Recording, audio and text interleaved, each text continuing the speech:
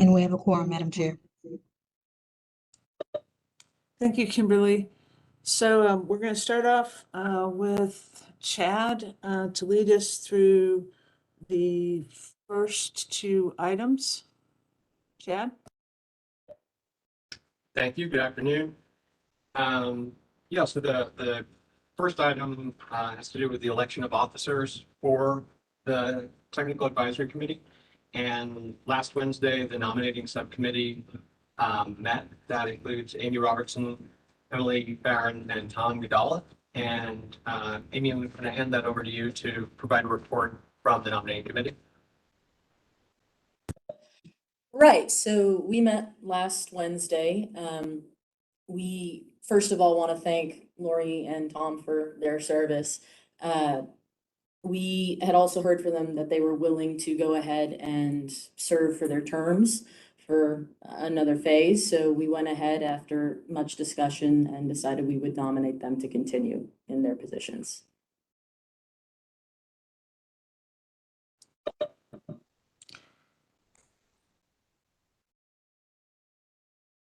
So thanks, Amy. I appreciate the nomination then of me and Gary Hedder for vice chair. I second the nomination.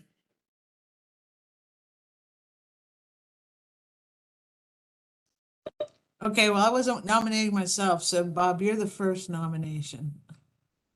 I'll second the nomination. This is Mike Sexton. All right, Mike, thanks a lot. All right, so all in favor, just say aye. Aye. Aye. Aye. Aye. Any nays out there willing to speak up? All right, hearing none. Thanks very much. Thank you, Lori. Thank you, Gary. Appreciate it. Thank you. Yeah. All right, Chad, then we'll go on to the approval of the January 23rd meeting summary.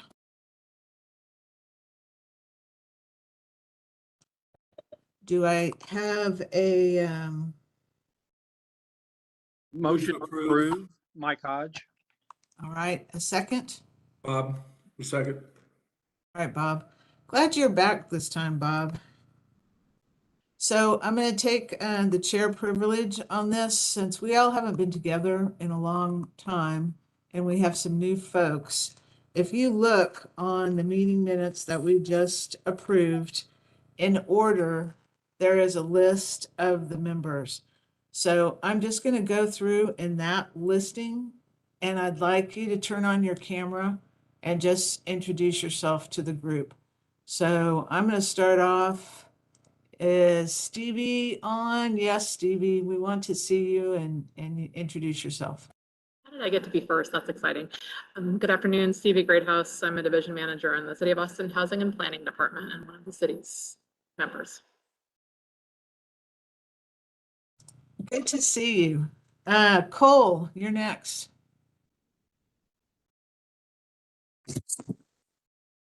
Cole Kitten, City of Austin, long range planning. All right, thanks, Cole. Richard Mendoza, are you on here? Hey, good afternoon, Lori. Long time. Yeah, definitely. Thanks for joining us. I don't know what's wrong with my camera. You're not missing much. Oh, well, we'll give you a bye this time. Next time you'll have to show your face. I'm presently serving as the interim transportation director, city. All right. Well, thanks for joining us. Tom Gudala? Hey, good afternoon. Tom Gudala. I'm a transportation project manager with the City of Cedar Park Engineering Department. Great. Nick Woolery, City of Georgetown. Hey, everybody. Nick Woolery, City of Georgetown, Assistant City Manager. Good to see you, Nick.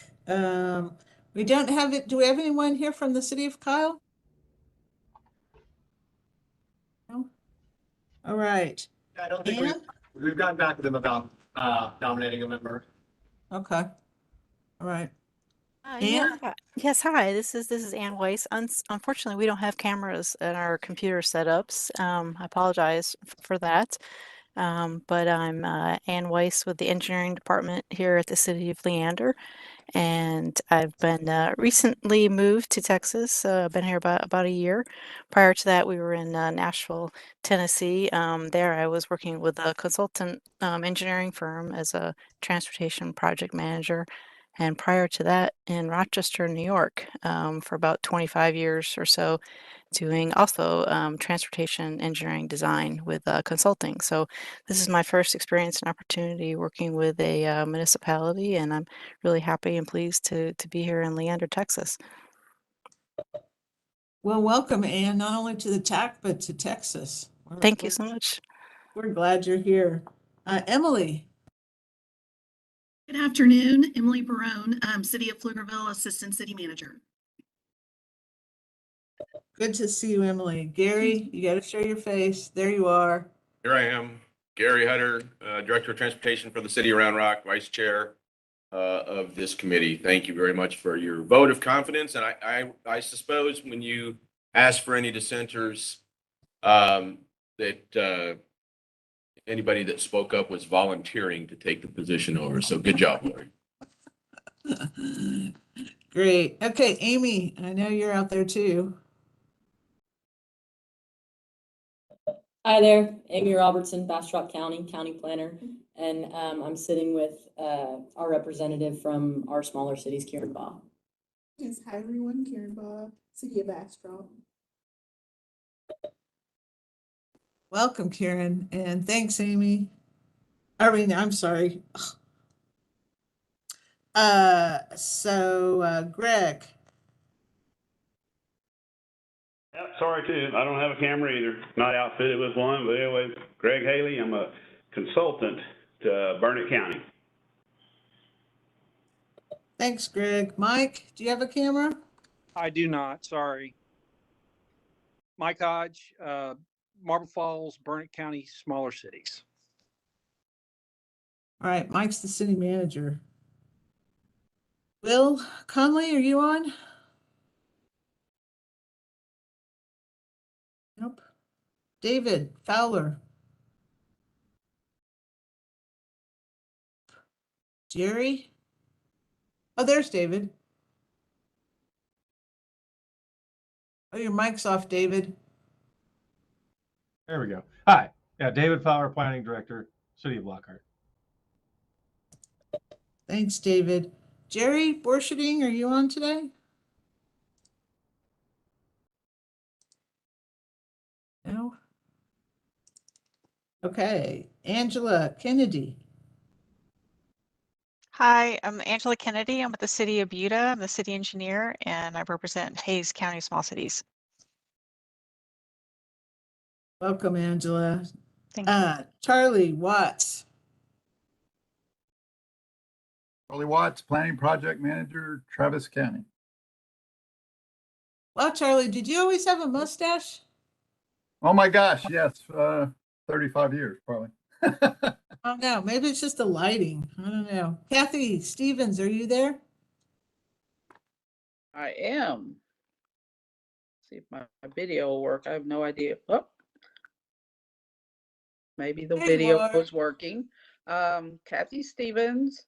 I represent the Travis County Small Cities. And good to see you all. Good to see you, Kathy. Bob. Bob Day, Senior Director of Infrastructure for Williamson County. There he is. Tom Yanis. Hey everybody, Tom Yantis. I'm Assistant City Manager for the City of Taylor, and I represent Williamson County, smaller cities. Thanks, Tom. Ed for Dave. No, your mic's off, Ed. Ed Collins, Project Manager with the Capital Area Rural Transportation System, also known as CARTS. And you might say, I know many of you, and many of you did not have gray hair like we do now. Knowing that many years. Yes, so true. Mike Sexton. Mike Sexton, Acting Director of Engineering for the Regional Mobility Authority. Hey, Mike. Sharmila or Nadia. Hello, I'm Nadia Barrera Ramirez, and I'm with the Planning Department at Cat Metro. Nice to see you all. Good to see you, Nadia. And finally, Heather, are you on? I'm on here. Somehow I changed the audio only mode in my car, so I'm not going to figure out how to do that. But I'm Heather Ashley Nguyen, Transportation Planning and Development Director, TxDOT Austin District. Thanks, Heather. It was good to see y'all. It was nice to see some faces. So let's go on then to item number 4. Emily, you're going to bring us up to date. We really appreciate the fact that you waited a meeting on this, but you're going to give us a presentation on the FM 685 corridor study. Awesome. Thank you, Lori. We'll appreciate the opportunity to present this project to all of you, and Ashby and his team for helping us with it over the last year. We've been working on an FM 685 corridor study, which really covers a portion of Dessaw, the city limits for the city of Pflugerville, just south of Wells Branch, north to the 130 intersection. It's a key corridor, not only for Pflugerville, but for the region. And so wanted to present kind of our findings and our preferred solution for 685. Over the last year, we've been working on this project in conjunction with CAMPO and TxDOT, as well as Travis County. And so wanted to kind of present it to you all and get your thoughts on it. Jake Gudikins with Kimley Horn has been our consultant, and we'll walk through the details on it. So I believe he is on the call. Yep.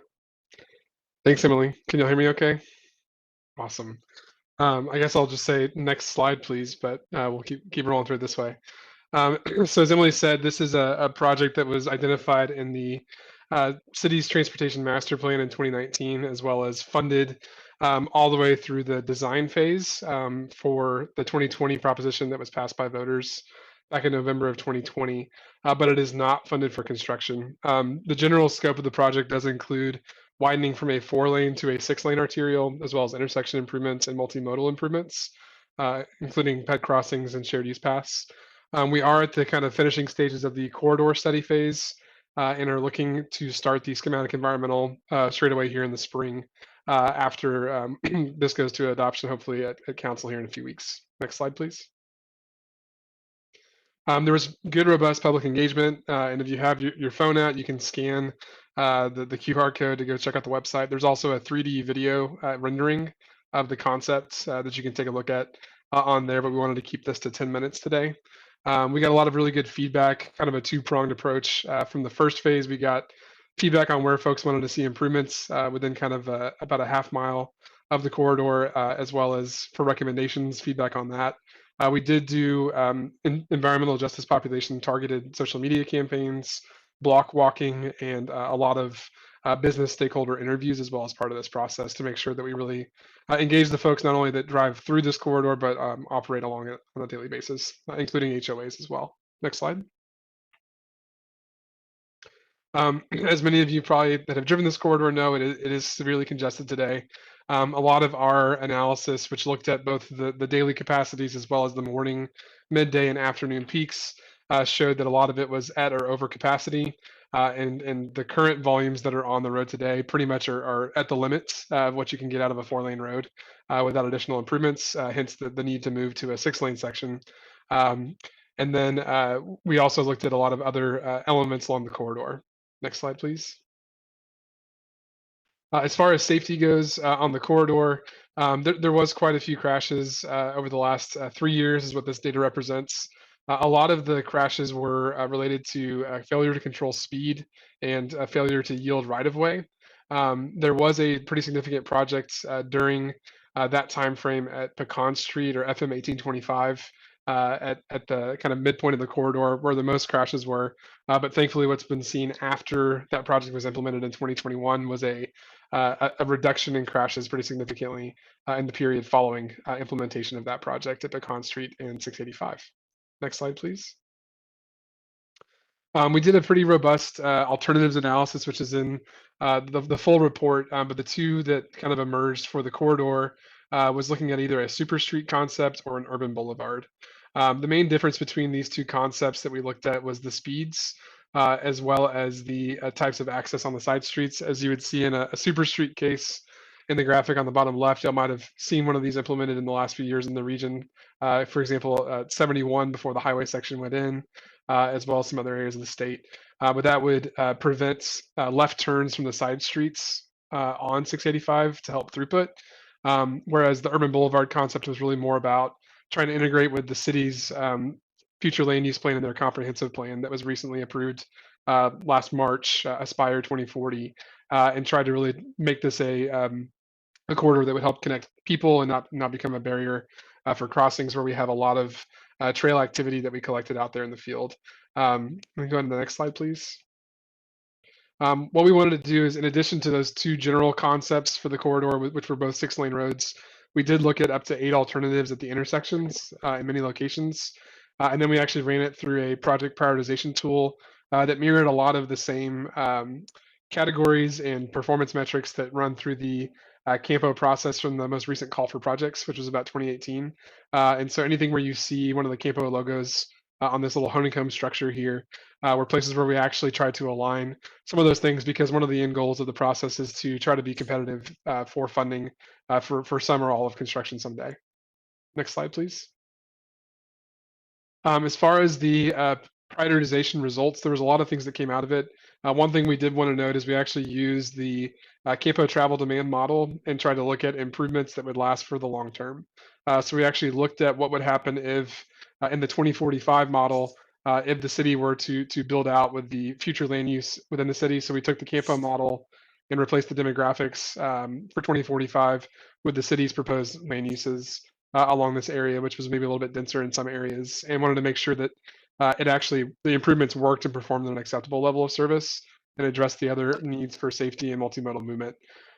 What we found with the urban boulevard option, which I mentioned was a slower speed than the super street option, was that people actually chose alternate routes. They would go over to 130 or some of the new connections that are being actually implemented right now by the city as part of the same bond program to create parallel routes to relieve traffic on 685, including Pfluger Farm Lane, Colorado Sand Drive on the east side of 130, as well as extensions to Emmanuel Road and Old Austin Hutto Road on the east side to try to improve parallel routes to try to help with that. And so what we saw is when the speeds were lowered on the corridor in the long term, it actually reduced the volumes when compared to the super street. So that actually resulted in 4 major things. The congestion was actually quite improved in that case. The reduced speeds had a direct relation to the safety impacts for vulnerable street users like pedestrians and bikes are less likely to be injured or killed when crossing the street.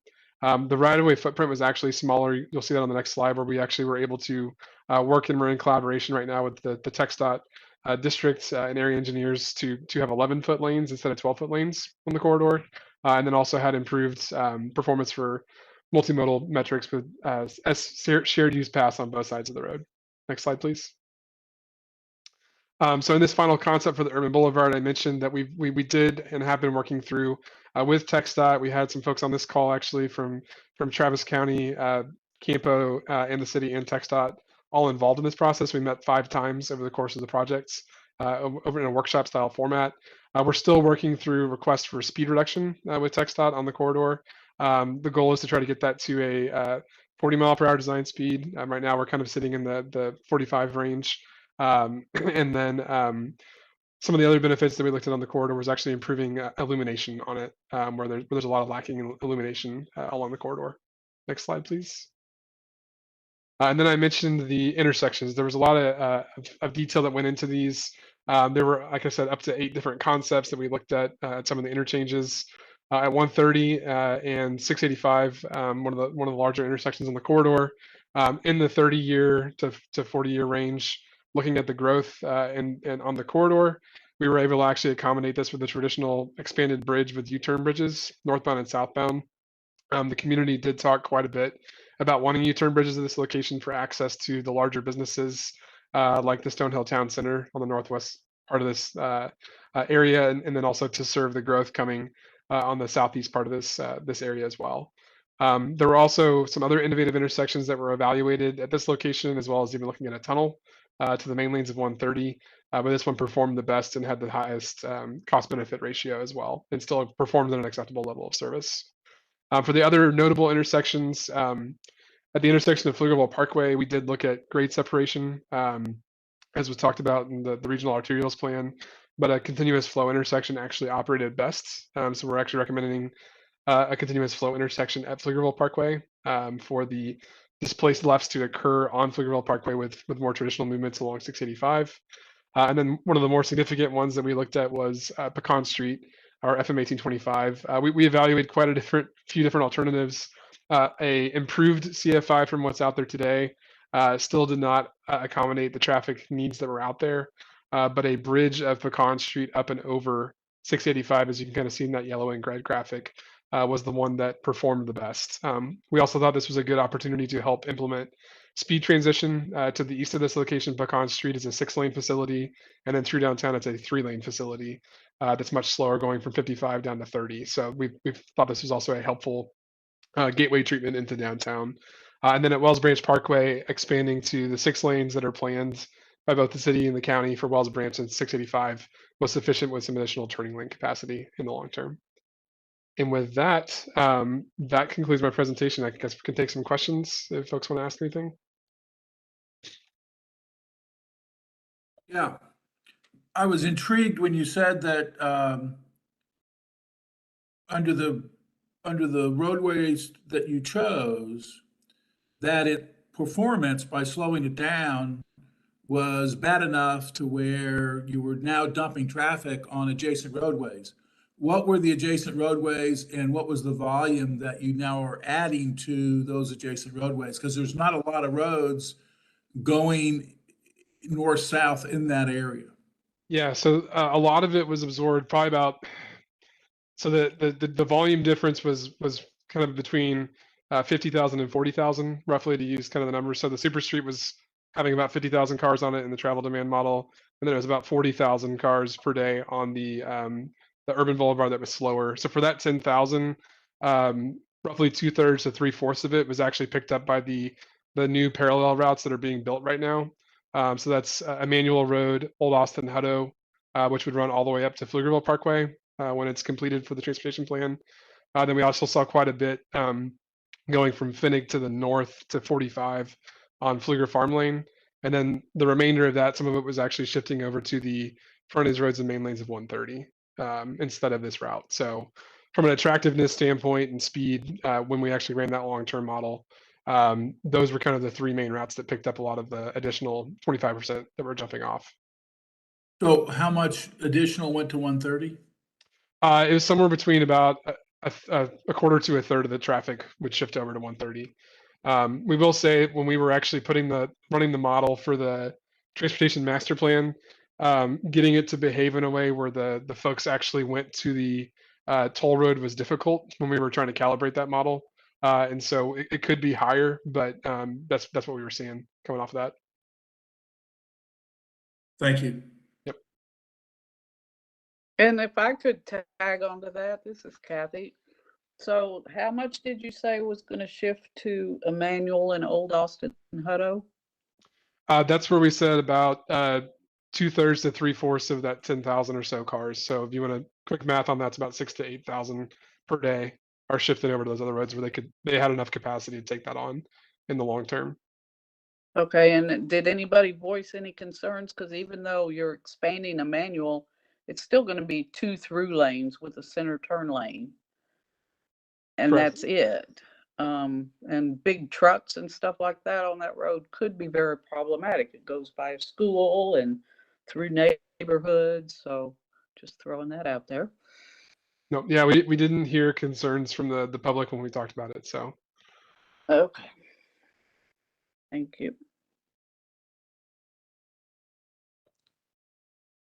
Kimberly, I just want to let you know that Will Conley is trying to call in. So if you could check the phone access for him or Ryan. And then Emily, is there anything you want to add? I think Jake covered it and just wanted to highlight the project because it is such a significant regional corridor and appreciate Ashby and his team and the tax time today to spend a few minutes on it. All right, so any other I questions? have one other comment. Oh. Have all of the, when you give this briefing, I'm just curious, have all of the cities in the county down there understood long range of your diverting the traffic onto the other roads? I, like Kathy, have concerns that long-term, you may be solving solving a problem for this one location, but regionally and systemically, I'm not sure you're not creating a problem at another. I don't have a dog in that hunt right now, but I just, as a regional player, just express a little concern there. Yeah, no, I mean, we did have the committee with Travis County and TxDOT, but we haven't had a briefings with other cities at this point. And so we're still early in the phase, and we'd be going through the schematic and environmental process still. So Bob, this is Charlie. I was on that committee. So there are, I mean, there are improvements that are planned for those facilities, the Manual Road, and some things that you're not seeing that Pflugerville has in their transportation plan that does create additional capacity. It's not like it is now. So I know what you're saying, that the way it was kind of presented, that you're going to be overburdening those streets, but there is proposed future capacity for all those streets that Jake was mentioning. yeah, and I did neglect to mention too, Finnig Lane is proposed to connect all the way down to Wells Branch as well. I forgot to mention that was one of the ones that was absorbing that 2/3 to 3/4. I should have clarified that for the southern end of the corridor, which would be a 4-lane for portions of that facility as well in the transportation plan, going over by the Amazon site and kind of continuing south to Wells Branch. And that roadway doesn't exist today. So that's a lot of roadway connectivity that'll come into play as this project moves forward as well. Hey, Lori, this is Will Conley. Can you hear me? Hey, Will. Hey, I just wanted to let the record show that I'm on and I've been trying to get on and be admitted for the last 25 minutes. So thank you. Thanks, Will, for joining us. Yeah, sure. Thank you, Lori.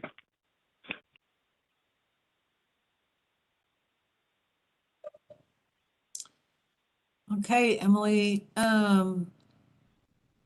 Chad, is there anything else we need on this item? Just information only? Yeah, nothing else, just information. Okay. All right. No other comments? Thanks, Jake, for a good presentation. And Emily? Thank you. Thank you so much. All right, let's go to item number 5, presentation on Texas State Infrastructure Bank Program. Second start, yeah. Teston. Yeah, so that's, we have representatives from TxDOT here, the office today, so I'll let them introduce themselves and begin this presentation. Hey, Chad. My name is Dallas Teston. Is Johan Vasquez, also works on the SID program. We work for TxDOT out of the Austin headquarters. We cover the whole state for this program. Next slide. So just starting off, I'm going to give you all a little background on the program. I'm also going to talk about eligibility, the process of getting a loan, how we set our rates. So a little background on us. So the SID is a revolving fund. So all the money that we're using goes right, once we lend it out, once it comes back in, it goes right back into the program. So we can keep lending money out over time. The money that we're using is considered non-federal dollars. So it's repayments that have come back into the program. So I'll point out right here, so we do have some federal stipulations, but the money itself doesn't trigger any additional environmental or any other federal regulations on your projects. So if you have other federal and state money on it, you'll have to comply with it for those components, but using the SIB itself won't trigger any of that. A couple stats on the program. We've done 147 loans to date. They've ranged anywhere from 10,000 to 42 million. So we don't have a loan minimum. We do have some upper maximum on it. The lowest one being about 50 million, so they're pretty high. Most of the loans we do are around 1 million, 1 to 5 million. So we've done 728 million in loans. Go forward one more. And we've used that to leverage and get done about $8 billion in projects around the state. Next slide. So who typically borrows from us? So 75% of our loans have gone to cities and counties around the state. About 12% of them have gone to water supply entities. So that includes water supply corporations, MUDs, SUDs, a couple other entities. And those are all for utility relocations on TxDOT projects. A few communities, including the city of Round Rock, have used their economic development corporations and leveraged that to get projects done. We worked with about 5% of our loans have used that. We've worked with most of the RMAs around the state. So we've done a couple projects with CTRMA. About 8% of our loans have been with our RMAs. Next slide. So what does that look like around the state? Probably nobody's surprised on this call, up and down the I-35 corridor. Been a lot of projects over the years, all the way from San Antonio all the way up to the Dallas Metroplex. But we've been pretty spread out around the state. So obviously a lot around the urban areas, but also some of the more rural East Texas, down near the coast. Next slide. So zooming into Central Texas. So this is kind of a snapshot of what we've done in the area. Next slide. So a little more detail. So as I mentioned, our most recent loans with the city of Round Rock. They use the SIB to fund some Gaddis Road widening and improvements that they're working on. We've also, as I mentioned, worked with CTRMA. So we were part of kind of the initial funding package for Bergstrom Expressway, 183 South, as well as some funds on the US 290 toll road. Some of the smaller ones, so City of Lockhart, City of Florence, utility relocations, both on TxDOT projects. And then the last two, City of Kyle and Round Rock in the early 2000s, doing some work on SH 45 and I-35. Next slide.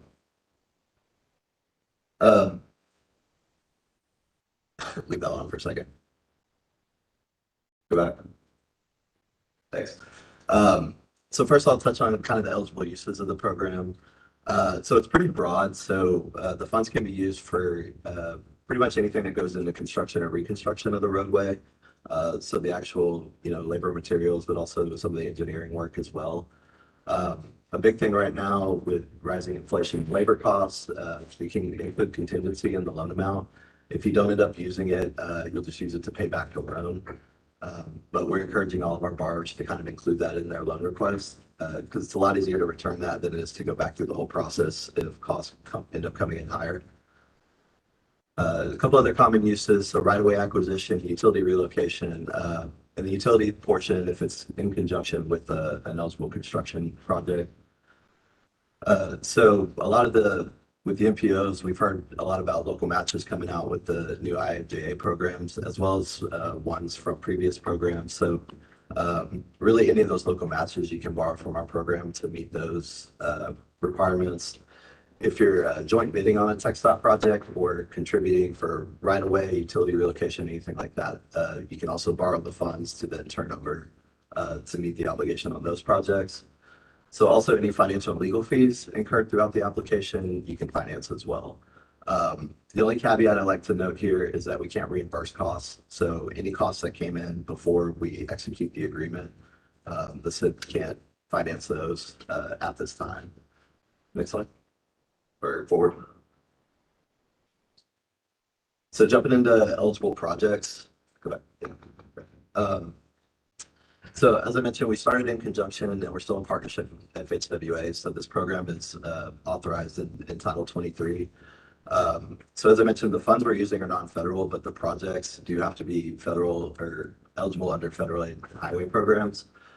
So what does that mean? The roads have to be functionally classified above a rural minor collector. That doesn't mean they have to be on the state highway system. So off-system roads can be eligible as well. And then generally any projects under Title 23, so transportation alternative projects, kind of safe routes to school type things. If there's any local matches or commitments under those programs, you can borrow from the SIB for those. Next slide. So to kind of give an example of eligible roadways, so this is a snapshot from our statewide planning map that we have on our website. So this is a snapshot over the city of Austin. I think we're actually sitting in this map right now. But as you can kind of see, the orange roads are eligible roads that are on system roadways. So the big one down the middle is I-35. Anything else lit up on this map is eligible for SID financing that are off system roads.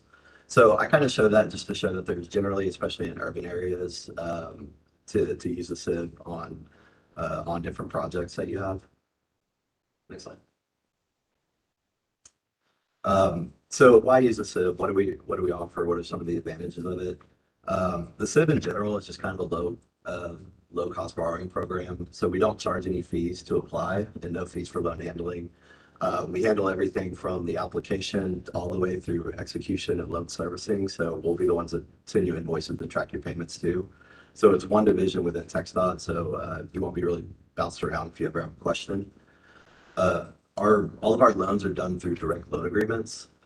So we can be the sole purchaser of a certificate of obligation or bond if your community requires that you issue those.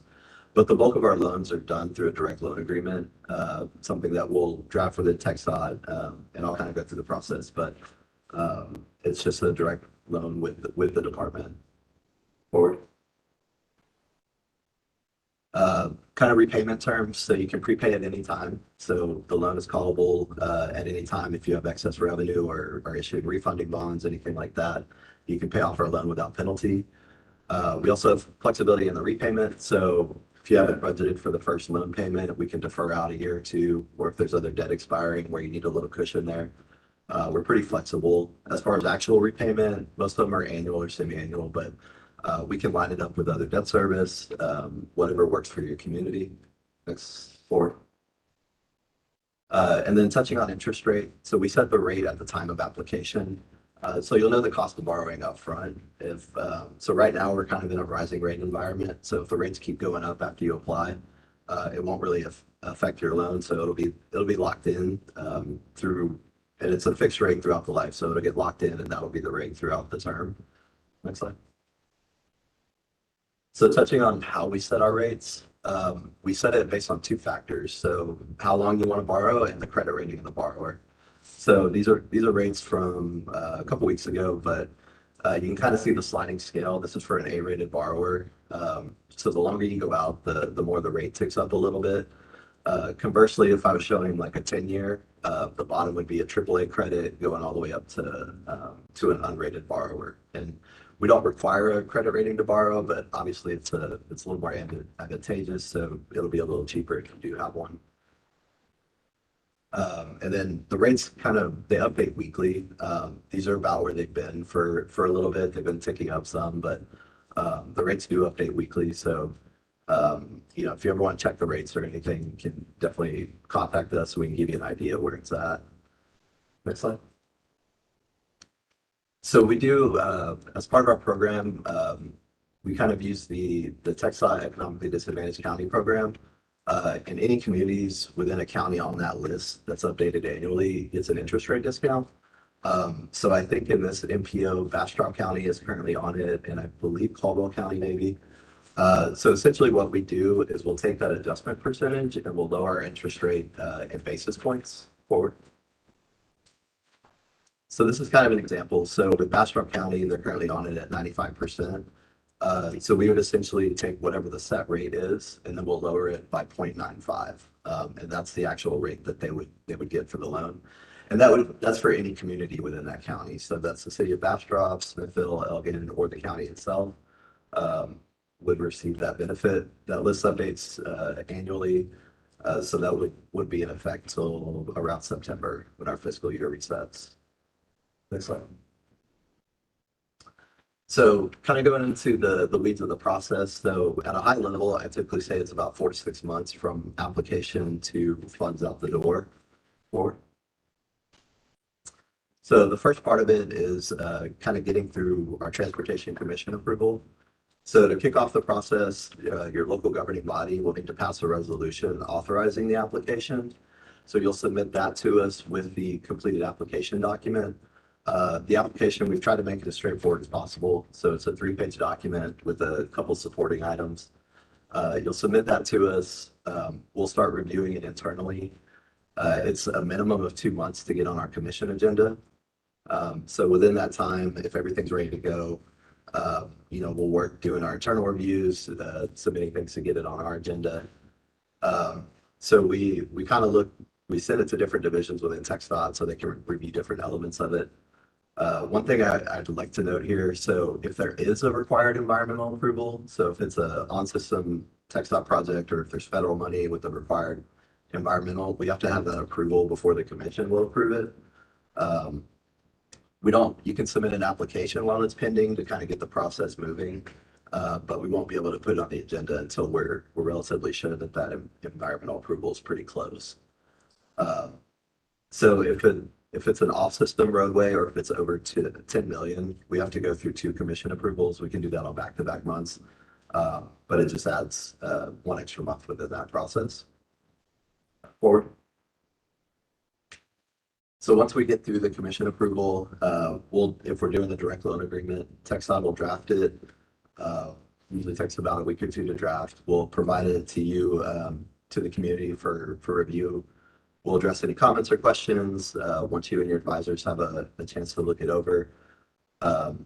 Once we have everything in line there, it'll go back to your local governing body to approve the execution of it. We do everything through DocuSign, so we don't really have to coordinate documents back and forth or anything. We'll do it through DocuSign, and if the funds are needed right away, we can disperse within about a week of loan closing.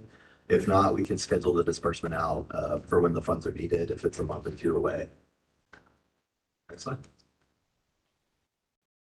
So that was a lot of information real quick. So to hit some high points, I just want y'all to take away that the SIB is a tool available to y'all. So if y'all are looking at different ways to fund projects or meet an obligation that you have on either a grant program or a TxDOT project, just keep us in mind. We're a tool out there for your community to use.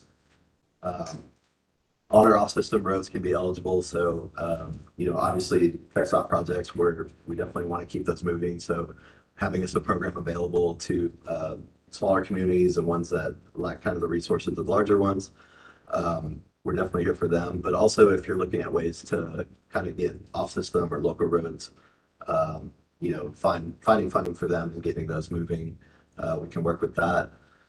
The interest rate we set at the time of application, and it's a fixed rate throughout the life of the loan. Forward. The entire process, about 4 to 6 months. The quick side being about 4 months to get through commission approval and get the loan in place. Or it's the last one. And just keeping in mind that we have to get commission approval for all of our applications. Next slide. So with that, there's my direct contact information. We have a lot of information on our website. I think we provide, obviously, this slide deck. I think we provided a flyer. If not, we can send that out where it's just kind of a one-pager with high-level information about the program. On our website, we have instructions and a link to kind of check if you want to check roadway eligibility for your individual area. It kind of gives detailed instructions on how to zoom in and what layers to do. There's also some other cool ones on that map too. You can look up like rest stops and around the state. So with that, I'd love to answer whatever questions y'all have. Thank you, Lori, Dallas. this is Will from Caldwell County. May I ask a question? You sure can. Just generally speaking, what is the advantage to the political subdivision to go a SIB route in some circumstances in comparison to a general obligation or even a certificate of obligation? Thank you. It really varies based on your community. I know a lot of times you'll really need to talk to your financial advisors to see which one is more advantageous to you. I mean, in general, like I said, there's no fees for applying through our program. Sometimes our rates are a little cheaper than what's going on in the kind of the open market. So it's really dependent on your area. And as I mentioned, I believe Caldwell County is on the EDC list. So, Yes, so we are. Yeah. So for your community, y'all would have the advantage of another, I believe, 95 basis points off your rate. So you'd have almost a full percentage point cheaper rate. And then if you have a credit rating, it could end up being pretty low. So just speaking in general terms, that could be an advantage for y'all. But it's really something where I know your advisors can really look at your portfolio and kind of see what could be best for you. Wonderful. Thank you. Anyone else have a question? Yeah, Lori, Ed Collins. I was curious as to would park and ride lots be eligible? Acquisition and construction of park and ride lots be an eligible project? That is a good question, and I can get back to you. Okay. I can get your Well, information. Okay, so some of that is purchase and construction of facilities for electric vehicle recharging. If that, I guess maybe if they're adjacent to a roadway that's eligible, maybe those might be something for consideration. And also under Title 23, I was going through there. It seems to appear to me that capital projects for public transportation may be eligible. I didn't see where that anybody had borrowed money against the projects, but I'm not sure if that's a good assumption that that's eligible as well. Yeah, so generally, I mean, any projects or any programs under Title 23, I think traditionally, yes, the SIM has been used for roadway projects. And some of the projects do use it for kind of ancillary things, so bike lanes, some sidewalk work if it's included, or shared use path, things like that. With the new programs coming out with IIJA, I know the EV charging stations are kind of one of them, and I think there might be some broadband programs and stuff. Those are things we're looking at, and we're kind of waiting on additional guidance from FHWA on. But just in a general sense, any of those federal programs have been eligible to be used in conjunction with the SIM. The parking ride thing I'll have to look into, just kind of, I know any facilities involved with it wouldn't be, but possibly the actual payment of it. But I'll definitely kind of go back to our team and ask that question and get back to you. Okay, thank you very much.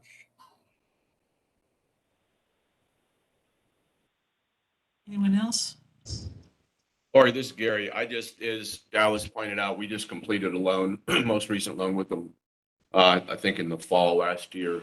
And just kudos to Dallas. He does a nice job. He directly was engaged with our bond counsel, our city's finance folks and city attorney's office to help us make sure we got all the paperwork in order. So it was an easy program for us to deal with, and kudos again to him for helping applicants through the process. That's great. And Dallas, your one pager was included in our backup material, so that was very handy. I had one question. Are there ongoing reporting requirements as part of the life of the loan, or I know we've used state revolving loans, but those have a federal tie. And there's some ongoing reporting. Is anything similar here?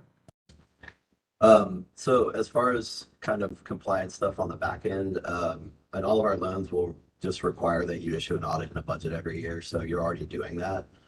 So typically we'll just collect those. On our part, we'll do due diligence and kind of just look through those. And I don't know that we've ever had a question, but that's a requirement. And then the only other thing is an expenditure report. So if the project that you're doing is over multiple years, we'll just ask annually how much you've spent, how much you have left. And then once it's closed out, to kind of reconcile that. And that's mainly to make sure that the funds are being used on what the project they're supposed to. And then after it's done, if there's money left, we'll ask that it'll have to be returned. But those are really the only ongoing compliance requirements we have with our loans. All right, thanks. Anyone else? All right, hearing no one, we'll go on to the next item. Thanks again, Dallas. Thank you. Nirev, demonstration of CAMPO data dashboards.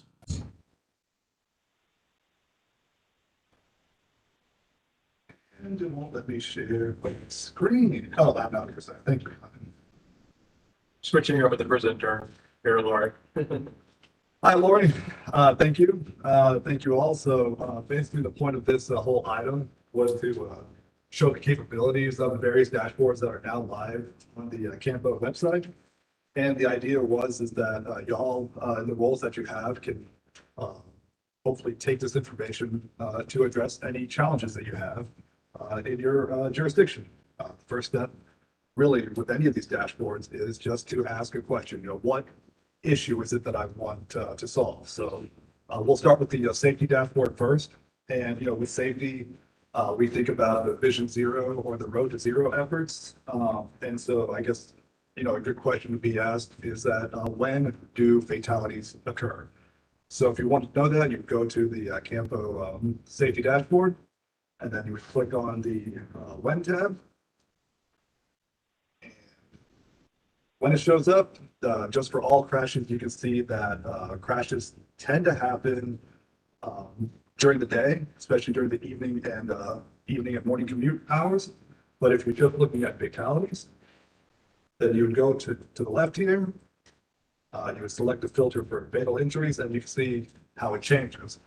Usually on Friday and Saturday night, going very early morning or very late evening. If you want to go even deeper to, let's say, our more vulnerable road users like pedestrians, again, on the left, there's a filter for that. And you would see a slightly different story that pedestrians are more likely to subject themselves to fatalities late in the evening, a little bit after the evening rush. They also seem to happen, most of them, on Friday, Saturday, or Sunday.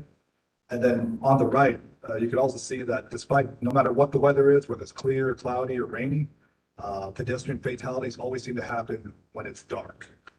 And then, if you want to show another feature from the dashboard, we also have a tab that's called key traffic dates. So in this region, we have holidays, we have special events. So if you're ever curious as to how many crashes do we have on a particular day compared to the average day for that year, then you can just look here. Actually, it's pulled up. What you see here is on the Monday after the spring daylight savings time, compared to the average of all Mondays that happened in 2020 of that same year.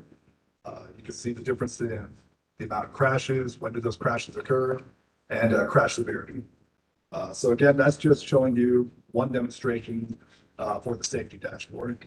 To look at our other dashboards, we have the next one is what we call the demographics dashboard. That's based on ACS data. And tab over. I can't remove this.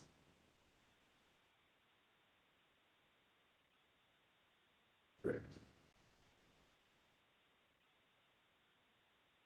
So for the ACS dashboard, this is based on American Community Survey information that comes out from the Census Bureau every year. And a key question one might want to ask is, where is the new housing happening? Where is the growth happening in our region? To answer that question, we have several tabs, demographics, economics, housing, whatnot. We also have custom maps that you can use to answer specific questions that maybe are just particular to you. So you click on the housing custom map tab.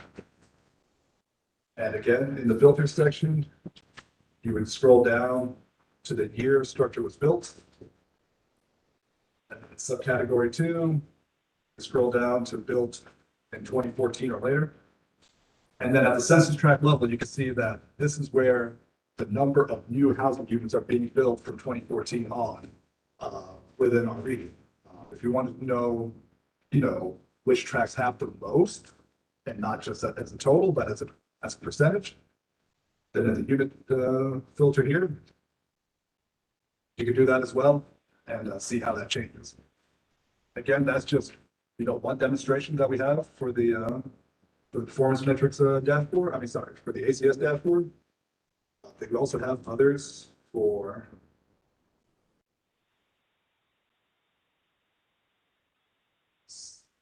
performance metrics, which, if y'all remember Ryan's items on this. We have we have federally required performance metrics to adhere to, or at least targets to achieve every year. And we can do that through here. The black dotted lines are our targets. The orange and red lines are our actual performance. When you look at it with this way, this is looking at whole numbers. It looks like we're actually either close to or maybe slightly exceeding those targets. But then if you look at it by rate of 100 billion VFT, it tells a slightly different story. And it shows that our performances, we are not meeting really the goals that we have set for ourselves in terms of safety over the last few years. And then finally, the last one I want to show you all is our roadway inventory dashboard. This is a dashboard, or this is a dashboard that's based on a data set maintained by TxDOT. It is a dashboard that just contains all the center line and lane mile information, also the VFT information. And how this could help is if you had a question about, that's especially a topic that's of interest because of I-35, is that how much does truck traffic make up on our region's road networks? You click on highway and road system. And then the left two boxes show the comparison of truck daily vehicle miles traveled compared to total vehicle miles traveled. You can see that on our interstate system, trucks only make up about or slightly less than 20% of the vehicle miles traveled on the interstate. So that is kind of it in terms of dashboards. I know it's quick, but I just didn't want to take up too much time. Just wanted to show you all one demonstration for each dashboard. If you have any questions, suggestions for improvement, please send it to us. We have an email address dedicated for the dashboard. That's on the page, and you know, we're always looking to improve it and to have it be useful. So thanks for your time, and look forward to any questions or discussion. Thank you. Questions?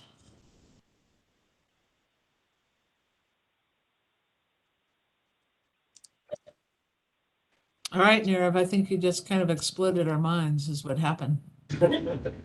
Okay, well, glad I did that. Discussion on 2020 CAMPO travel demand model update. Right. Thing I want to do is thank everyone that sent in comments, whether you sent it in through the website or in another form, and for meeting the deadline and providing important information for this process.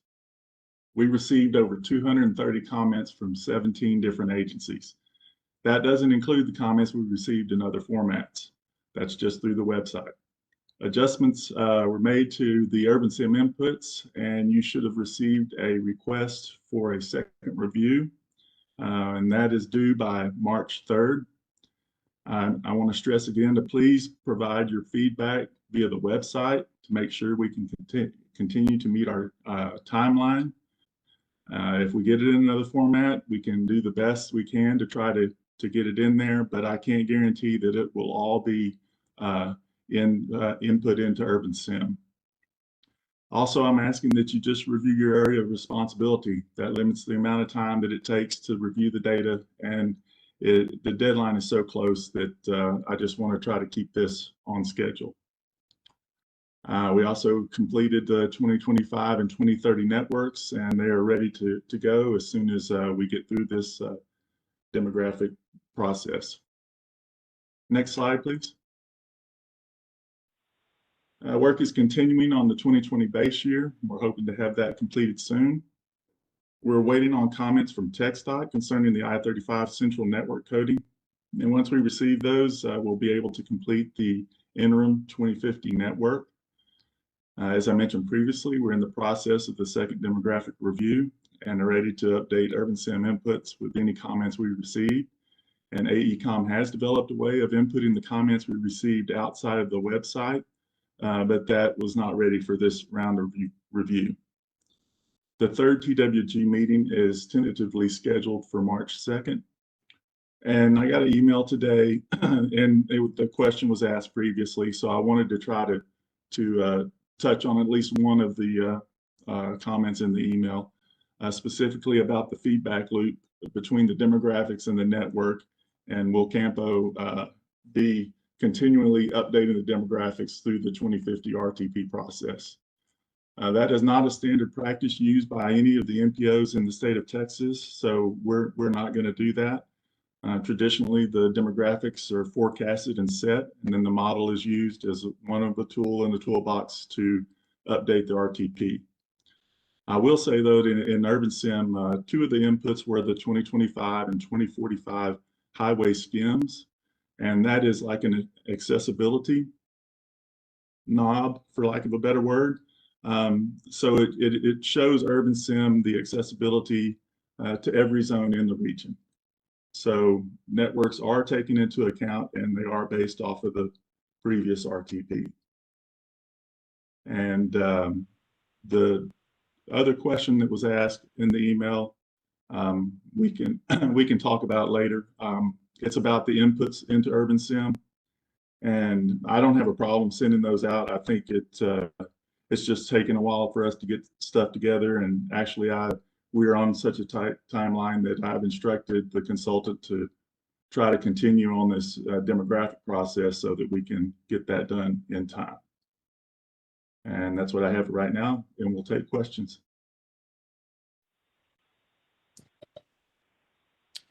So Greg, for me, and maybe for some of the folks that are relatively new to CAMPO, can you just talk, and I know you have some of your consultants online too, can you give a little bit more of a layman's version when we're, as members, providing you data on where we think growth is going to happen or change? Can you talk a little bit about the process of how that data goes into Urban Sim and what does it do? I mean, what is it, what we're giving you, what does Urban Sim then spit out to use in the model? I could give you a layman's term, but Ichong is here, and he deals directly with Urban Sim. So Ichong, could you help her a little bit, please? Sure. So again, this is Zai-Chung Sun from AECOM helping CAMPO and TxDOT update the model. Can everybody hear me okay? Yes. All right, okay. So let me take a couple of minutes to introduce the process just for this demographic forecast thing that we're talking about. So we're talking about the OpenSIM model. So OpenSIM model takes several input data sets. The number one, which is the most important one, that we call the control totals. So what does that mean? So the control totals includes a series of population and the employment projections between the 2020 and the 2050, which is the horizon year used for CAMPO model update. And where the data is from, I guess the next question is going to be. So the data for the population part is from the state demographer's office. So state demographer's office, provides in every year, almost every year, typically in October, it's updated population, projections for the entire region, actually for the entire state, county by county. So we took that data and cooked a little bit, then I use as a control total. So we got this every county's, forecasted population, for each of those years between the 20 and 2050. On the employment side, so the TxDOT hired UTSA to forecast the employment in very much the same way. I guess a lot of the parameters is in there to figure out what the future employment is going to be again between the 2020 and the 2050 and for every single year. So those we call it control total. It's all at the county level. So at the county level. So that's the first thing the model takes in. Then the model needs to figure out how those controlled totals allocated in different areas within the county. So the county by county. So the model actually deals with this county by county, all 6 counties, one by one. Takes in the control total, then figures out what the population growth and what the employment growth is going to be. So now the model takes in a lot of the data, from the local input. That includes something we call development constraints. So what does that mean? So that basically we compiled all of those urban plan information from regions. So we reached out to collect, this urban plan information and talked with a lot of the stakeholders this time, helping, review the demographic forecasts. And we also used, the last version of those development constraints, for previous, RTP updates. So what is that data set? So this data set is probably, I heard from the last TAC meeting that some of the folks are talking about it. Hey, did you consider those plans? Yes. The answer is very firm.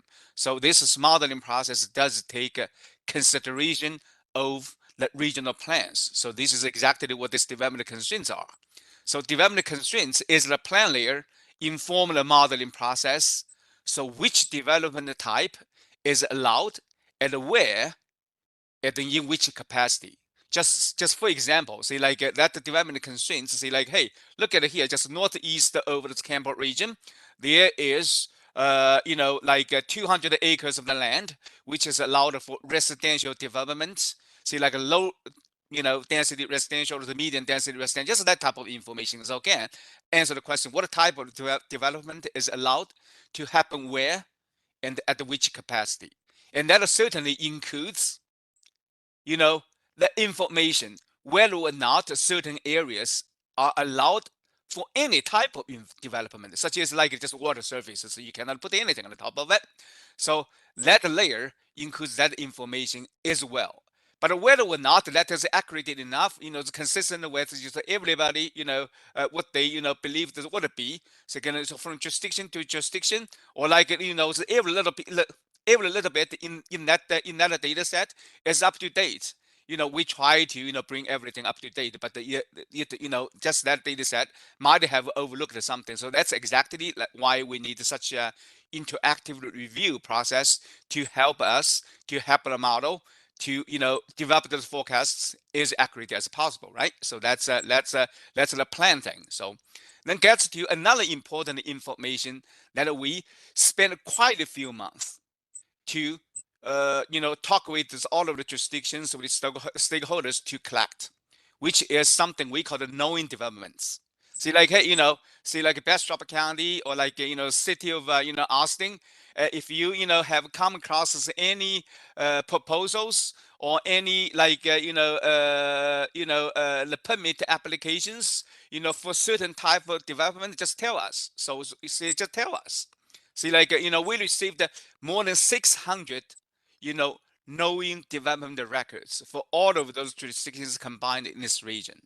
So those information have been incorporated into the model. The inform the model say, hey, no matter what you think the future growth is going to be, I'm telling you, there are going to be 300 residential units at this particular location, and you should consider it. But again, like I said, we tried very hard to reach out to everybody, and we've been receiving data, from the jurisdictions during past almost 9 months. I mean, those new information still comes in. Even we got like the 267 the comments strictly related to new knowing development information that we were not able to collect before the deadline we set for all jurisdictions to provide such information, which was September 8th. But anyway, so the process, this modeling process allowed, all of the jurisdiction stakeholders to provide such information to make this, this model forecast the future demographics as accurate as possible. But again, like I said, just like it as plan information, it may have overlooked something. So which we haven't been able to collect with any of the jurisdictions. So if you do think, the model has overlooked something, just let us know.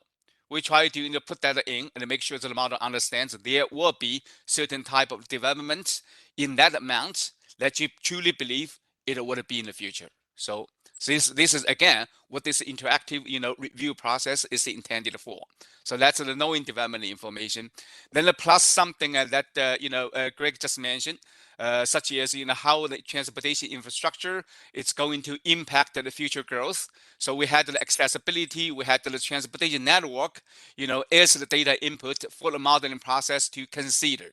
So the model basically evaluates, hey, look at it here. So here's the area. It may have the large chunk of the vacant land, and then the plan says, hey, it allows for residential development, but it just nears nothing. It's just in the middle of nowhere. It probably to the model it's going to put that area as sort of like with a little low likelihood to absorb any growth and before any growth happens somewhere else, which turns out to have very good accessibility. Then the last thing, which I don't think it's a local jurisdictions, per se, have provided a whole lot of information for, which is the census data. So from decennial census and from the continuous American Community Survey, that gives a lot of the demographic background information for a region, such as what the population was back in 2010 and 2011, 12, and so on and so forth. So those provides us very good background information for the model understands, what the current demographics, look like. So the help the model figure out what the future demographics look like is going to be as well. So this is actually, yeah. I'm trying to make it as comprehensive as possible. I mean, certainly the model has the other, the parameters they consider as well. But those things I just mentioned are the most important ones. Thank you, Ai-Chang. I also want to mention that, let's see how I want to say this. We used the control totals were developed by the state data center that we used were given to us in April. And the data center did update their numbers in October, but we were so far into the process, we had to stick with what we received from the state data center. We're still making some adjustments, but as in any other data, like he said, there's something that comes along that's new, and you try to get in as much as you can, but there comes a point where you have to move forward and continue going. And the best part about this is once I get done with this, in about 2 more years, I'll start up another round. So there's always time to get stuff in.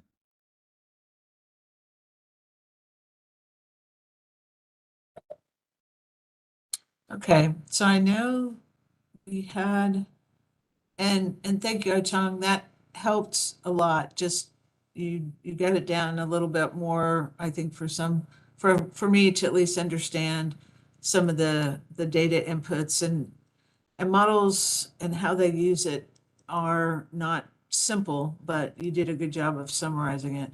So I know there's been some conversation within the TAC about this and about wanting to make sure that our local jurisdictions are providing accurate information and that information is being used. I think it's typical for all of us is you get requests and you sit on them till the last moment. But did Ai-Chung's explanation help on some of the questions? And I'm sorry, Cole, I'm going to call you out a little bit because I know this has been an area that you've had an interest in. Does this touch on it or help me understand where you're looking to go with this? It's a pretty complex process, and it is one that I'm completely familiar with, but I don't know if the individual jurisdictions are aware of the inputs that are needed to ensure that the outcomes reflect the reality as best as we can. But the other part of the conversation is for our region to truly understand what our growth forecasts are from a housing and transportation perspective. It hasn't been very long since CAMPO led the growth concept conversation for Central Texas. So transportation and land use, was very much part of the conversation So I want to make sure that our region continues to understand that. And this is the means in which we do that, is through the demographic forecasting process. So and I'll let Campo jump in, but what I'm hearing you say is the work that Greg and Chong and Campo is going through right now is creating analysis of the different ways that a way that our region is growing based upon the inputs that we're all providing individually. And that what could happen out of this is the ability to step back and say, okay, as a region, not as the collective individual entities providing it, as a region, does this make sense? Is this the way we want to do our planning? And I know, again, individually, we go through those efforts and talk about how we want our communities to grow. But Chad, do you feel like, is that a role? I know it's been a Campo role previously, and I see Bob's turned his camera on, so he may be ready to help educate us a little bit too. I'm open to understanding. Well, give you some historical context. For the last, before Campo was created, there was the city of Austin tried to have the compact city model, which said that all of basically and generally and crudely, that all the people were always going to be in downtown Austin. And there are no zoning controls in the counties. They do not have that ability. And for whatever reasons, you can debate what the reasons are, growth has occurred as it has occurred. I would argue that the model should be as accurate as possible to represent what is actually happening, because that is the reality. And we should not artificially be moving people and employment around in a wish list of, oh, this is how we would like it to occur. You could do that through other ways, but the model should be as accurate as possible so that the information that is provided is as true as possible. That's the only technical tool that we have regarding the growth. If a community or if the region says, gee, as a region, we would sure like everyone to live within these little zones within our counties or within our cities, great. The political entities can enact whatever policies and ordinances they have legal control over to make whatever rules they wish. But let's have the technical tool remain technically true and not be politically swayed. Yeah, I'll just add real fast. It is two issues. One, it is a matter of accuracy. And then the second one is what Bob was referring to, which is more of the planning and understanding of our region's growth. But the one I'm speaking to initially is simply the level of accuracy. Currently, when you review the second round, it doesn't even reflect known developments. So jurisdictions that may not have had a chance to provide feedback by virtue of not providing the feedback, the model is inaccurate.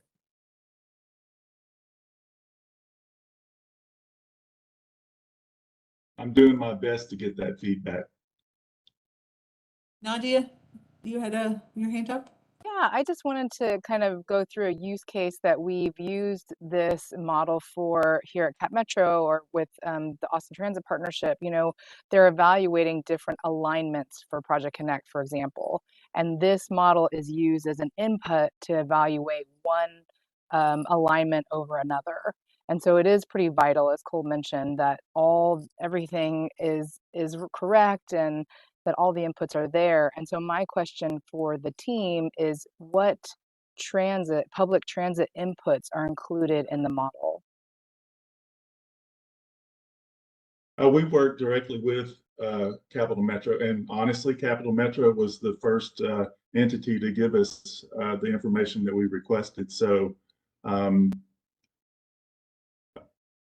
don't know. I don't have it in front of me, the exact information that they sent in. I don't know if you remember exactly what they sent in, but there's, I don't want to call them out on here, but there's 3 people that we've been working with directly at Capital Metro, discussing the network and what they're looking at in demographic wise. Greg, let me add something here. So what you said, it's also what I remembered. So we had list 1 meeting with the Cap Metro planners. I don't remember exactly those names that we met with, but we did receive some transit-oriented development information for us to fine-tune the development capacity and the development constraint information that we fed into the model, as far as I understand. So basically, let me go back to just sort of like the beginning of my introduction. I was saying the development constraints, works is a very important input for the demographic forecasting process, right? But the data input is mostly based on something we call general plan. So the general plan is general enough, right? It just only tells us the general information in terms of development type and development area and development capacity.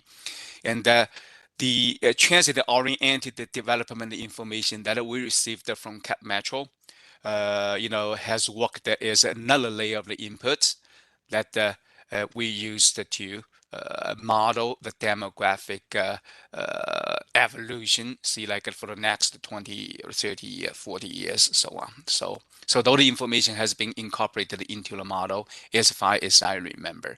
Other than that, I don't believe there is anything else. So ridership, is that, I just don't know, is that something that's in there? And I'm No, thinking also the with the ridership, carts.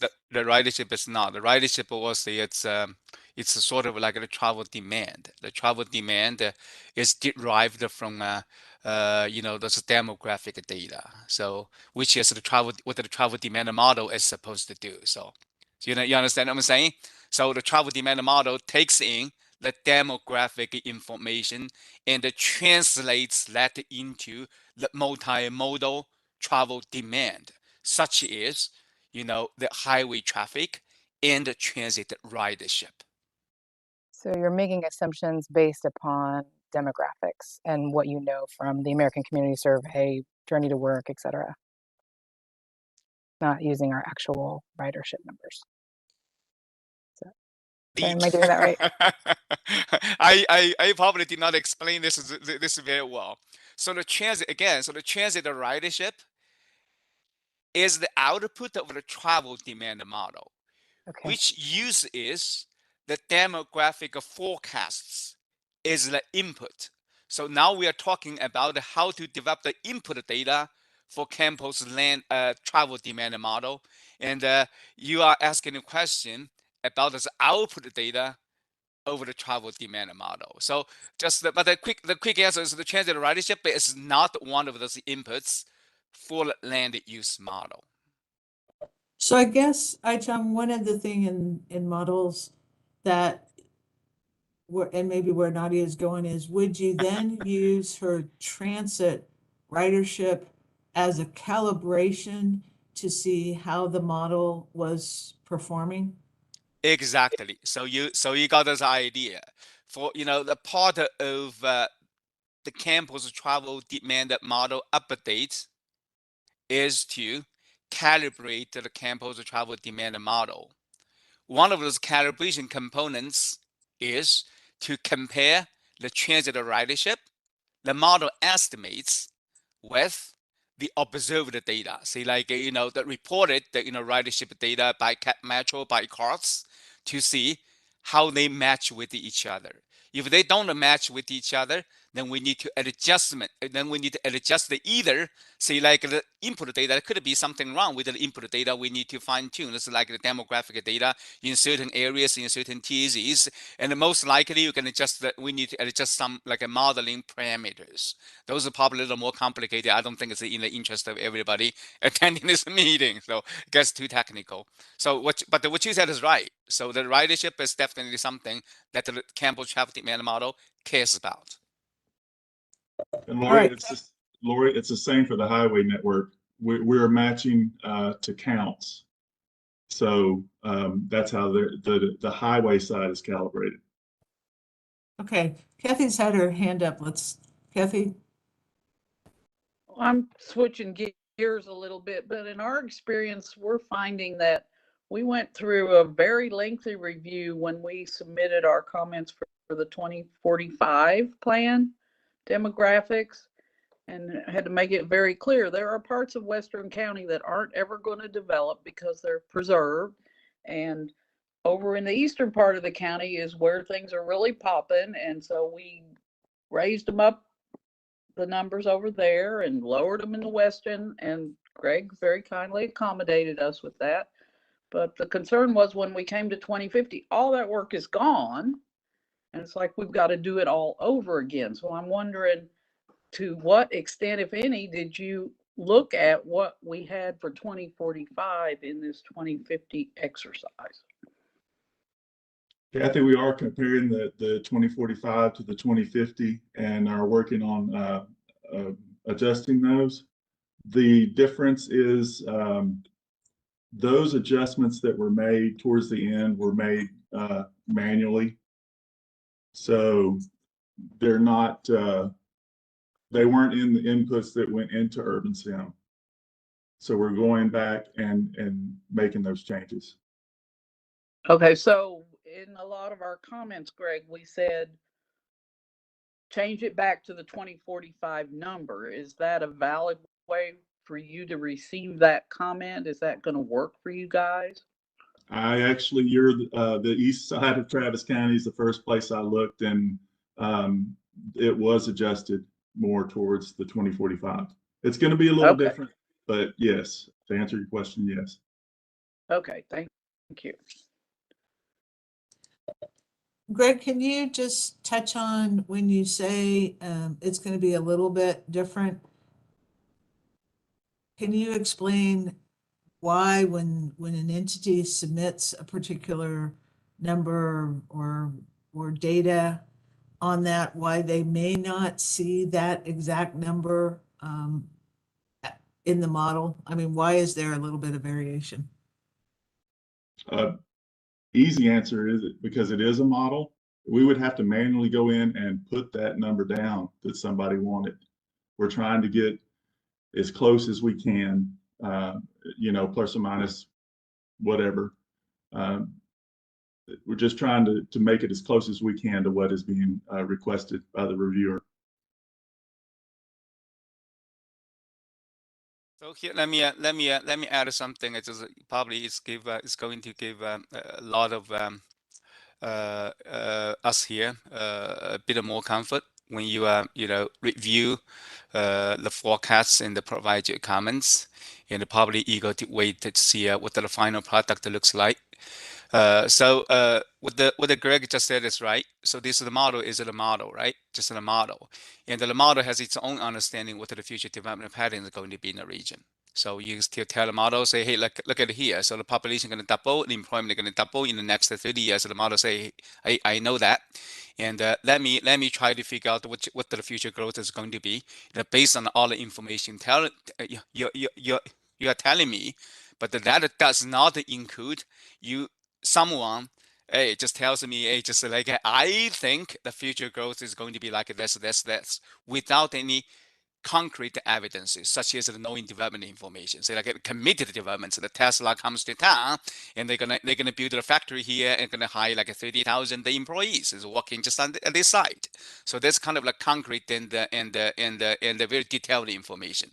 So the model does not really welcome say like, hey, I think it's the goal should be on the east rather than the west, unless you inform the model in a way that the model understands. But we still accommodate that kind of the comments that Kathy was just mentioning, but through something we call a poster process, because the model has its limitation, right? So the model can only understand that many different types of languages. So we developed this poster process to accommodate the comments that Kathy just mentioned. Say like, hey, through the last round of the RTP, updates and, those are demographic forecasting process, which is very similar to, what we are doing this time. And, we believe we got a pretty good handle, of this development pattern in certain areas. And then we believe the future growth is going to be, although the model does not say so. So that poster process strictly deals with that type of improvements that we put that way. So, if the model just cannot consider, we use the poster process to consider. But the poster process still needs to balance, among the different factors, right? You just cannot say like, hey, I don't believe this growth is going to be this small for my jurisdiction. I need to, have, 100,000 population growth and plus the 50,000 employment growth and so on. Then all of a sudden, if you look at the regional total, it blows up.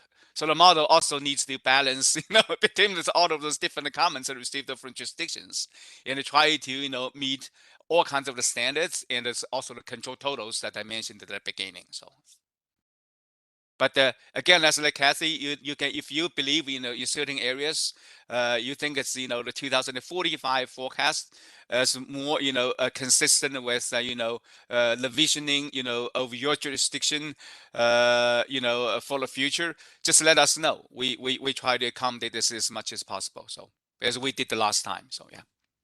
Okay, thank you. And just so you remember, and Bob mentioned this, but counties don't have any land use control, so it's a lot harder for us to say in 20 or 30 years, is this zone going to be population or is it going to be employment? Because we have no way to put any kind of zoning regulations into effect. So just keep that in mind as well. And Sure. thank you for accommodating us. So one last question, Greg, for you all. I know that you show here that there is a stakeholder and a working group review. Is that the time where you kind of go over and show that I can completely understand where Ai-Chang is going, saying you're trying to tweak the model so that it outputs and calibrates to known data, which gets to, Bob's point is we want it as accurate as possible, and the only way we can do it is when we calibrate it to something we already know. Everything else is we can zone, we can do a lot of things, but what actually happens sometimes isn't exactly what we all believe. But are these the kind of as you're finding out these data points and outputs, is that what you go over with the working group to kind of touch base with, to say, hey, this is something we're bought into, this assumption? Yes, that's definitely with the working group. We don't meet much with the stakeholders. We met with them one time, really, maybe a couple with some of them, just to line out what we were going to do. And now they're just in the background checking our work to make sure that it kind of compares to what they think is going to happen in their area. Same with the TAC. Y'all weren't involved early on, but I wanted to get you involved here while we were doing this review so that everybody can see, I'm being open with everybody. Everybody can see the work that we're doing and can comment on it. So that's why the TAC got involved. And the TWG they do direct our work. And so we'll be meeting with them in a couple of days, and we'll share all this information with them and see how they want us to continue. Lori, I just wanted to add one thing, if I could, please. Okay. Sure.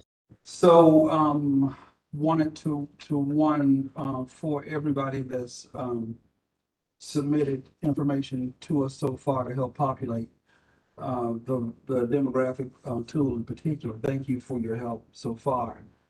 For those that have not had a chance yet, we would ask that you still go back and take a look at providing that information, and please use the website, the tool that Greg has provided that makes it easier for us to process the information, but it also makes it easier for TxDOT's consultant AECOM to process that work for us. Lastly, when you go in to make comments and provide information to us, please stick to comments and information about your jurisdiction. So in other words, if you are in Wimberley, please don't provide comments to me about Georgetown, because I will not accept it. Thank you. Okay. Ed. Yeah, I just want to point out that these models are being developed by TxDOT, and they do this all over the state. You know, I know we want to be cutting edge, and there's a good thing to do that, but maybe a presentation from the TxDOT staff that does this type of modeling could give us some ideas of how they work with other communities. I mean, we're probably not the only one that has a similar situation. It might be good to hear at some point, you know, from TxDOT about how they do models statewide in our urban areas.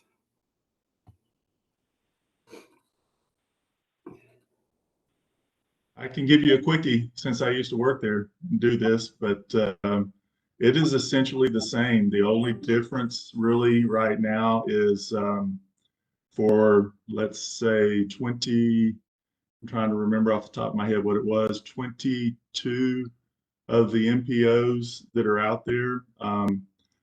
CAMPO's model, along with the others, the other three are a four-step process that includes mode choice. So it's trip generation, trip distribution, mode choice, and assignment. And the rest of them, they're smaller cities. They don't have large enough transit agencies to do that. So they just do a three-step process, and they cut out the mode choice. But essentially, this is the same process that they go through. It's working with stakeholders in each of the region and each of the MPOs, and getting the demographic data, getting the networks from everybody, and assigning a consultant to them, and then running through this process. Now, there may be some differences in maybe not having a stakeholder meeting or that type of thing, but what we are all going through right now is exactly what goes on through, I'll say, 22, 23 of the other MPOs that are out there. I'm not very familiar with HGAC or NCT COP, but we're doing what everybody else is doing. So question on that, Greg, and it might be different, and this might be a TxDOT question, but since you used to work with them. So, you know, you take the IH-35 project that's going on right now. I assume they look at the regional model as the starting point, just like we look at the regional model when we're looking at improvements in our area. Is there refinement on the modeling as projects go through the different design phases? Or is the model the end of the model as it is in the plan, the end of the line? What it says is what it says. It is what it is in the plan, but there are alternative scenarios run all over the state using different models. So yes, it doesn't change the model that's in the RTP when they go in and do that, but it does influence the next round of modeling if that project is approved, because then it is added to the next model. So Lori, I'm gonna add a little bit on to what Greg said. So using I-35 as the example, and Heather, please jump in if you want. So the department uses the CAMPO regional model as the basis, but then they will go in and make refinements and adjustments to that model for that project for that quarter. And like Greg said, if that project ends up going to construction and being funded, then we take what comes out of the end of what the analysis that department did, and we add that in for the next iteration of the next model update. Thanks, Ashby. Ed? Yeah, I also might say that I know the model starts as the basis for our toll road project, but the bondholders, and Bob Day probably knows this more better than I do, or maybe the CTR may represent it, but basically the consultants that work for the bondholders, they may go in and look at all the assumptions, say, well, we don't think that's the right way or what's happening, and they may do some changes. So just as knowledge that there's out there that sometimes, other entities that are doing funding, in this case, the bondholders may make some changes in the modeling demographics, which they feel more appropriate in meeting their needs to ensuring the bonds will be repaid based on traffic projections. Bob, did I say that okay?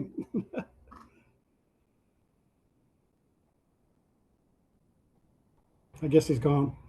No, I would say that, yeah, you said that okay, but it's not just the rating agencies. It is anybody that's making fiscal decisions are free to tweak it.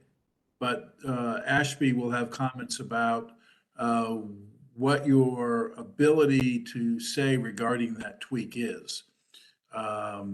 So we all strive to have the CAMPO model be the very best it can be, and hope that we can live without any tweaking.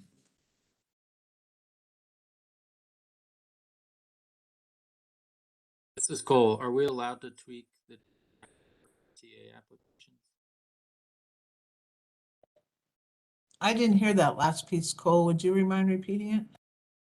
Allowed to tweak the demographics when we submit applications to the FTA?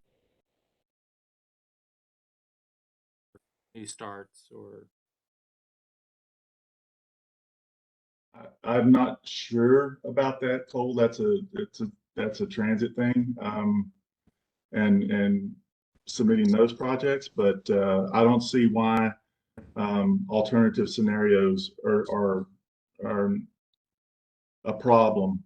That is the reason that we have a data use agreement with everybody that gets the model, to just show that we have an RTT model that is the model for the area, and then it allows people to go out and make their alternative runs, as long as they don't call it the official CAMPO model when they submit their documentation. So Cole, I'm assuming you're asking about the new starts process. Correct.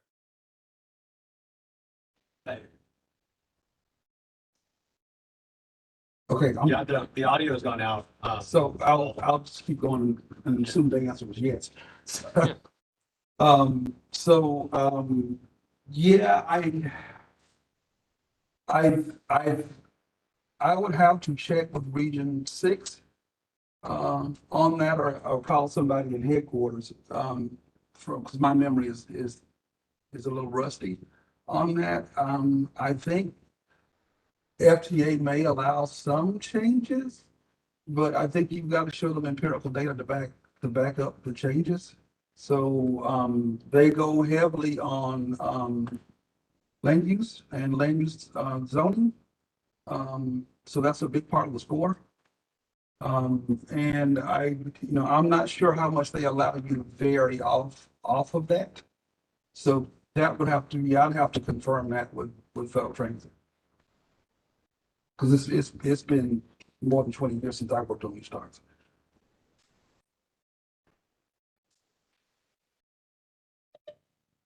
I guess where I see Cole going is, if one of the goals of the community you represent is that density, and you want the ability to justify those kinds of projects to, to FTA or to the feds, then you want to make sure that the model is reflective of that. So is that where you're going, Cole? Is that if you went back in, I mean, could you verify how that is happening? Is that what you're trying to solve?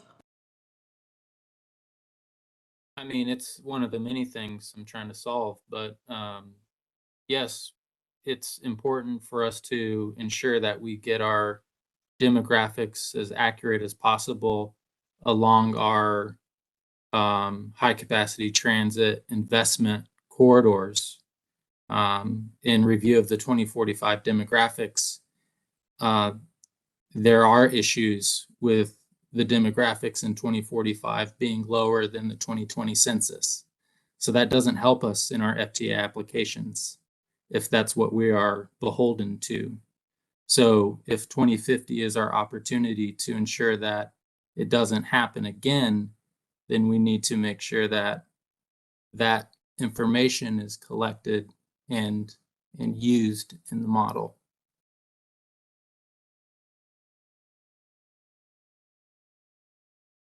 Cole, what you said is right. So, guess I mean, this process for this demographic forecasting process, we did two things to ensure the future demographics, are consistent with the 2020 decennial census accounts in the population and households. One is reflected in control totals.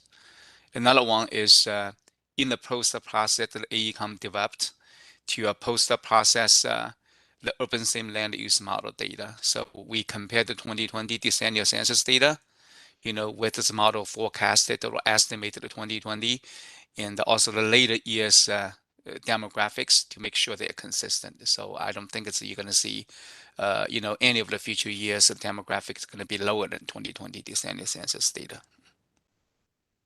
If that's strictly what you're concerned about, so. And as far as accuracy along the route, I mean, Metro's consultants and Austin Transit Partnerships consultants can certainly check to see what the development is in the city, make that as accurate as possible.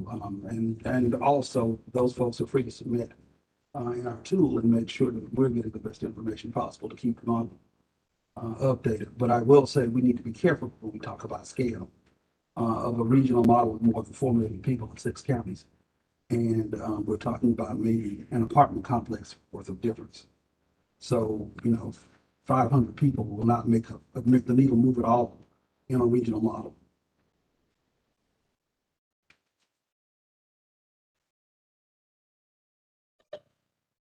Okay.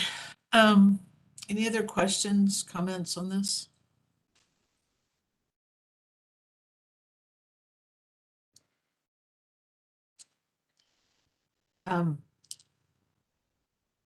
Appreciate the discussion.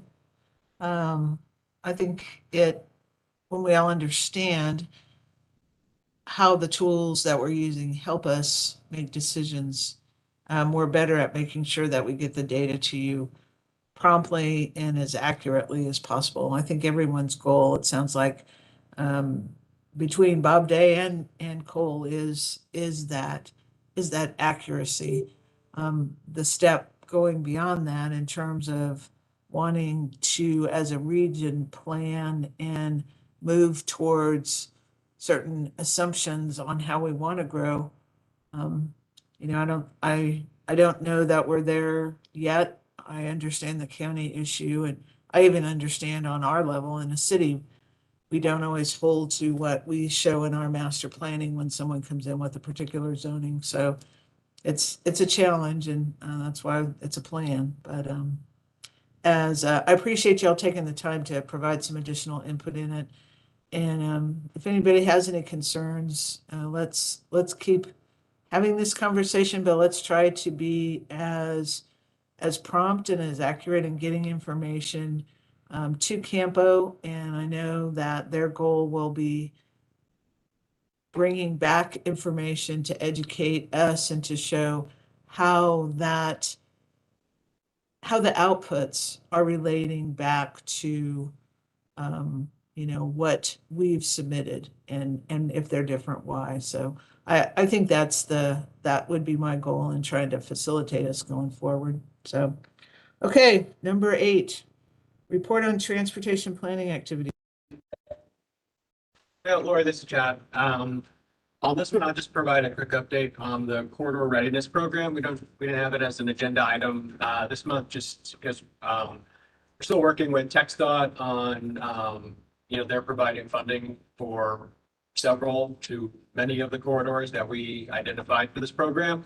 And so, you know, while they're working on that, they're able to help us, you know, bring studies to more of those corridors than we had imagined would happen this quickly. So obviously TxDOT's been a bit busy with I-35 right now. And so once they're able to focus a bit more on the corridor readiness, we will reconvene the subcommittee on that topic and then come back to the full TAC with information on that.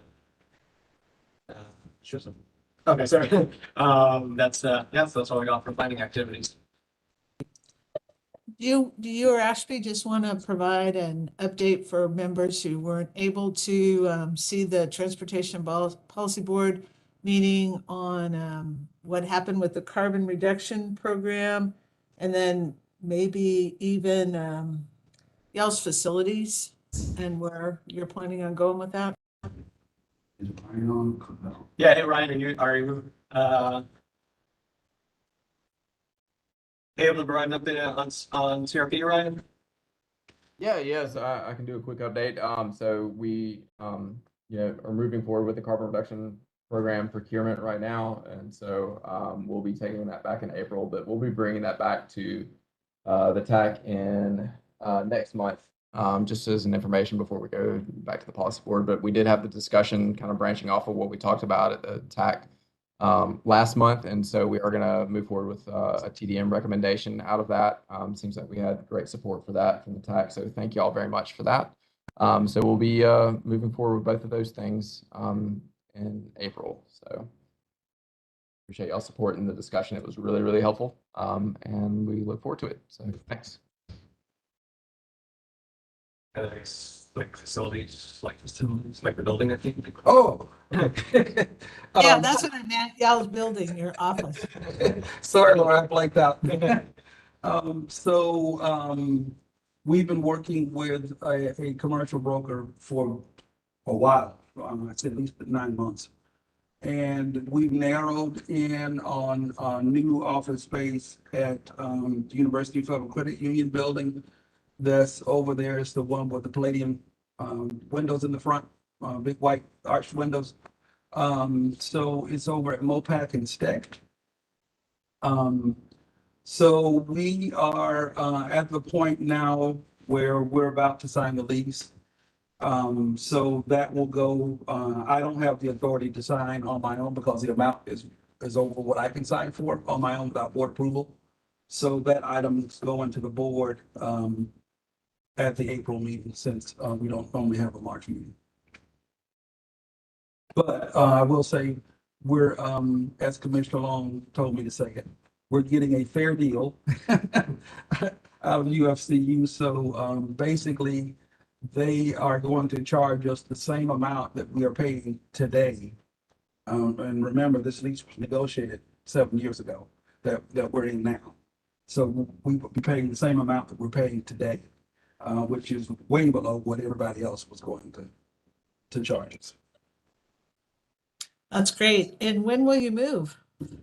So this lease is up in October. So we'll start moving in August. All right, well, maybe we can have a in-person inauguration meeting there. Good. All right, I see that we have the next policy board meeting on March 13th. Is that still going to be a go?